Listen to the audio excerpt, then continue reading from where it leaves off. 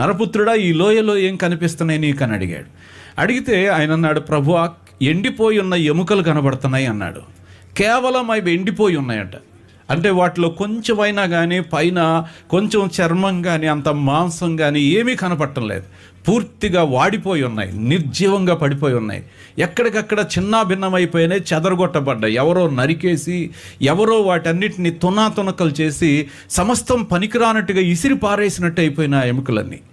ఇశ్రాయేలీలు ఇలాగున్నారని, యూదా ప్రజలు అలాగ అయిపోయారని ప్రభు అయిన దేవుడు హెస్కేలుకి ఆ దర్శనం చూపించి ఆయన ఒక మంచి సందేశాన్ని ఇశ్రాయేలు ప్రజలకు ఇచ్చాడు. ఉదయకాలం అర్థం చేసుకోండి, పాపం మనిషిని చంపేస్తుంది, లోకం మనిషిని చంపేస్తుంది, సాతాను మనిషిని చంపేస్తాడు. చంపేసి నరికి ముక్కలుగా చేసి మన జీవితాన్ని చిన్నాభిన్నం చేసి పారేసి ఎండిపోయేటువంటి స్థితికి తీసుకొచ్చి విడిచిపెడతాడు. కనుక మనం ఎంత తొందరగా